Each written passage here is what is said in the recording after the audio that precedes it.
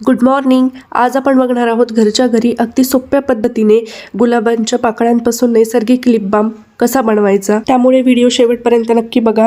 तर आज मी बनवली होती हरभऱ्याच्या गरगट्ट्याची भाजी आणि खूप छान टेस्टी लागते ती भाजी आणि हिवाळ्यात तर खूप पौष्टिक पण असते आणि हिवाळ्यातच मिळते. त्यामुळे ही भाजी हिवाळ्यात नक्की सगळ्यांनी खायलाच पाहिजे. तर भाजी एकदम छान टेस्टी झालेली. फक्त लसूण आणि हिरव्या मिरच्या टाकून सुद्धा सुकी भाजी पण ती खूप छान टेस्टी लागते. मला आज भाकर बनवायचीच होती, मग म्हटलं आज गरगट्ट्याचीच भाजी बनवूया. गरगट्ट्याची भाजी आणि भाकर हे कॉम्बिनेशन खूप छान लागतं. चला तर मग आता मी तुम्हाला दाखवते घरच्या घरीच गुलाबांच्या पाकळ्यांपासून लिप बाम कसा तयार करायचा. तर सगळ्यात अगोदर गुलाबांच्या पाकळ्या ज्या आहेत ना, तर त्या सगळ्या स्वच्छ पाण्याने धुवून घ्यायच्या आणि त्यानंतर त्याला सुकवायचं आहे. आणि सुकून झाल्यानंतर पूर्ण त्याला असं खलबत्त्यामध्ये ना छान असं कुटायचं. खलबत्त्यात कुटून झाल्यानंतर त्यामध्ये थोडंसं तूप टाकायचं आणि कोकोनट हेअर ऑइल जे आहे तर ते टाकायचं आणि त्याला असं छान मिक्स करायचं.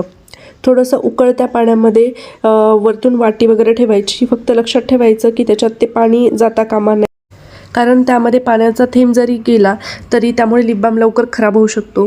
5 मिनिटानंतर वाटी काढून घ्यायची आणि त्यानंतर गाळणीने किंवा स्वच्छ कापडाने त्यामध्ये असं गाळून घ्यायचं पूर्ण जे आपण ते मिश्रण तयार केलं आहे ते.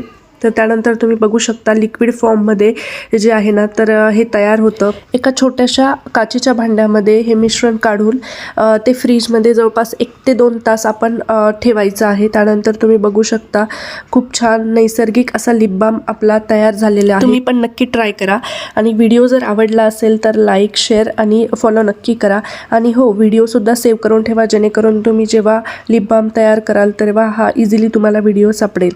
चला तर मग आजचा व्लॉग इथे संपवते. बाय.